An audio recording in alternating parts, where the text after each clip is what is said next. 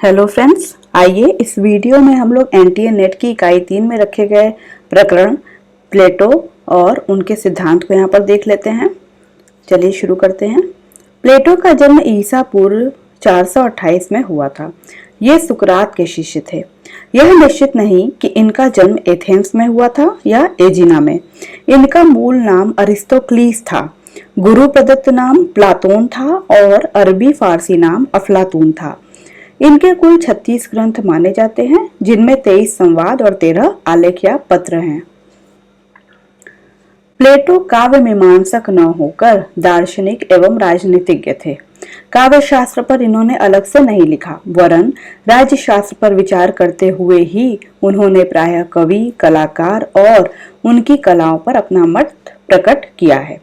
वे कवि, कलाकार तथा उनकी कृतियों को राजनीति, शासन व्यवस्था और नैतिकता के परिप्रेक्ष्य में ही देखते रहे।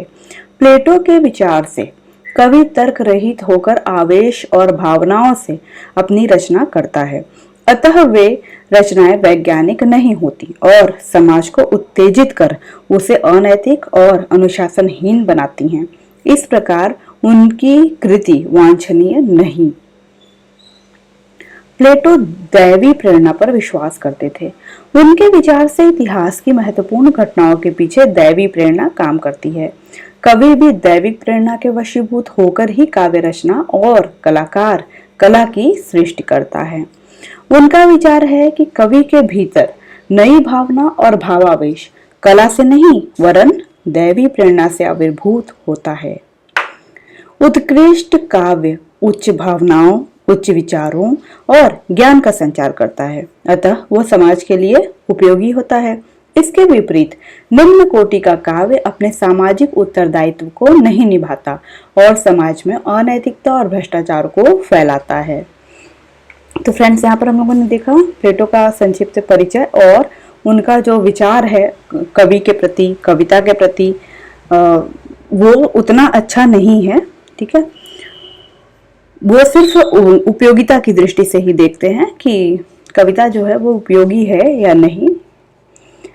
इनका अनुकृति सिद्धांत देख लेते हैं। पाश्चात्य सौंदर्य शास्त्री एवं काव्य शास्त्री चिंतन में अनुकृति सिद्धांत का बड़ा व्यापक प्रभाव और महत्व है। इसका सूत्रपात प्लेटो के कला और काव्य संबंधी विवेचन से हुआ है। प्लेटो कला को अनुकृति मानते हैं। उनका यह मानना है कि हमारा उत्तम अंश अर्थात बुद्धि तर्क का अनुसरण करता है, जबकि तर्कहीन भावना पक्ष या संवेग पक्ष हमारे कष्टों से उद्वेलित हो जाता है और शोक, दुख आदि से ग्रस्त हो जाता है। प्लेटो का मानना है कि कवि या कलाकार जिसका चित्रण करता है उसका सही वास्तविक पूर्ण ज्ञान हो यह आवश्यक नहीं। वह डॉक्टर का चित्रण करता है, योगी और साधु पुरुषों का चित्रण करता है, पर वह उनके समान इन विद्याओं और गुणों का पालन करता हो यह अपेक्षित नहीं। उसका चिंतन काल्पनिक और ब्रह्म रूपात्मक है। जो उन बातों का वास्तविक ज्ञान नहीं रखते वही उनसे प्रभावित होते हैं, क्योंकि वह वास्तविकता या सत्य का काल्पनिक प्रतिरूप या अनुकृति है। प्लेटो ने यूनानी शब्द मिसेसिस अर्थात अनुकरण का प्रयोग अपकर्षी अर्थ में किया है। उनके अनुसार अनुकरण में मिथ्यात्व रहता है जो हेय है। अनुकृति को कई रूपों में देखा गया है। एक तो प्रकृति और जीवन जैसा है वैसा ही चित्रण करना, इसे यथार्थवादी अनुकृति कहा जा सकता है।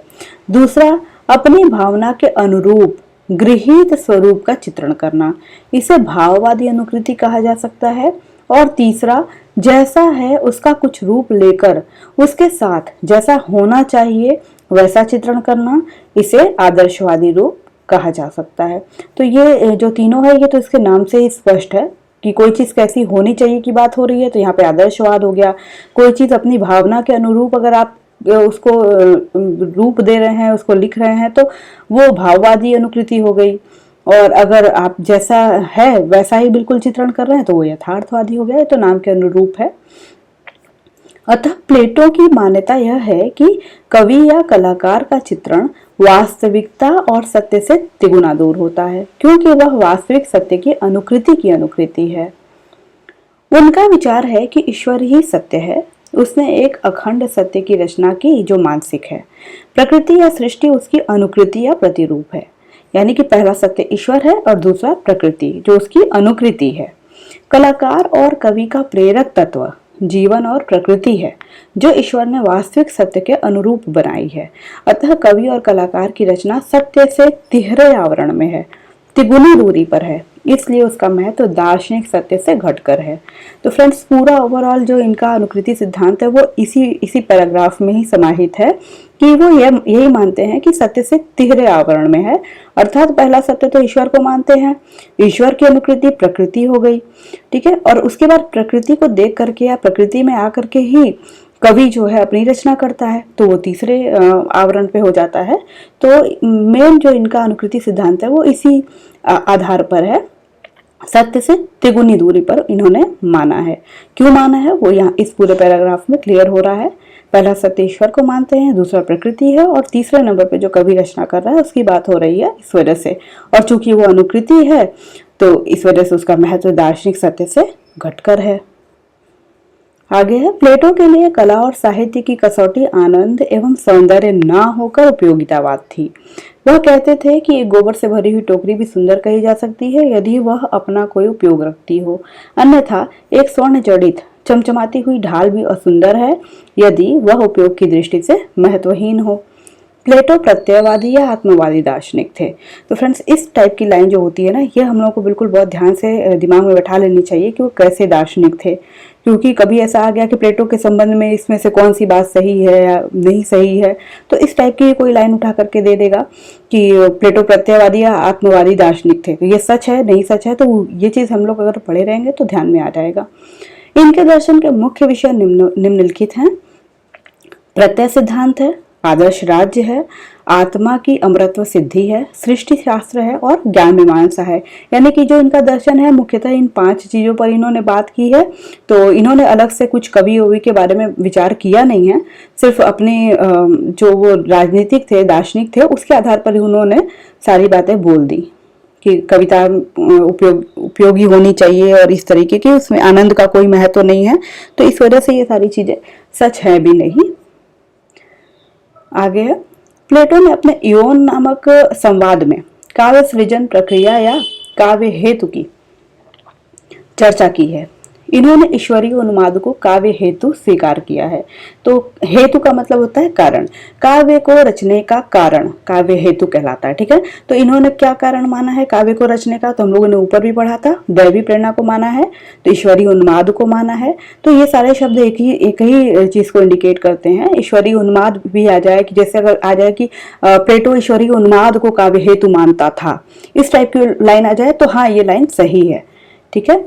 आगे है, कला के मूल्य के संदर्भ में प्लेटो का दृष्टिकोण उपयोगितावादी और नैतिकतावादी था, ठीक है। वो दार्शनिक थे, राजनीतिक थे, तो इस वजह से वो उपयोगिता की दृष्टि से ही कला को देखते थे। प्लेटो का कला विषयक दृष्टिकोण विधेयात्मक या मानकीय है, अर्थात प्लेटो बताना चाहता है कि कला कैसी होनी चाहिए। फ्रेंड्स देखिए, ये लाइन भी महत्वपूर्ण है कि प्लेटो का कला विषयक दृष्टिकोण विधेयात्मक या मानकीय है। तो ये कथन कारण वाले क्वेश्चन जो होते हैं उसमें इस टाइप की कोई चीज उठा के दे देती है कि एक लाइन में ये दे दिया, अगले लाइन में दे दिया, क्योंकि प्लेटो बताना चाहता है कि कला कैसी होनी चाहिए। तो कथन कारण में दे सकता है, या ऐसे भी जानकारी के लिए भी तो इम्पोर्टेंट है। आगे है, प्लेटो का ग्रंथ रिपब्लिक, इसके पहले हम लोगों ने एक और ग्रंथ का नाम देखा था इयोन, यहाँ पे रिपब्लिक है। प्लेटो का ग्रंथ रिपब्लिक राजनीतिक चिंतन और आदर्श राज्य का एक महत्वपूर्ण दस्तावेज है। इसमें इन्होंने लिखा है दास्तान मृत्यु से भी भयावह है। तो ये सारी लाइनें महत्वपूर्ण थी जो मैंने बोल्ड करके लिखी हुई हैं। आगे है, प्लेटो के मत का सार, ईश्वर ही सत्य है, प्रकृति या सृष्टि उसकी अनुकृति या प्रतिरूप है, कविता प्रकृति की अनुकृति है, अतः वह सत्य से तिगुनी दूर है। तो ये लाइन तो कई बार आ चुकी है, बिल्कुल क्लियर हो गया है कि पहला सत्य वो ईश्वर को मान रहे हैं और ईश्वर की अनुकृति प्रकृति को मानते हैं। अब प्रकृति में आने के बाद कवि अपनी रचना कर रहा है तो वो तीसरे नंबर पर ऐसे भी आ जा रहा है, तो इस वजह से सत्य से तिगुनी दूरी पर है। यहाँ पे 2 बार सत्य लिखा है, एक बार ही होगा, गलत है।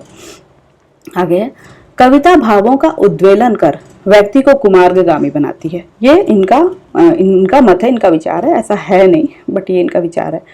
कवि अनुकृति की अनुकृति करता है तथा कलाकार अनु करता है।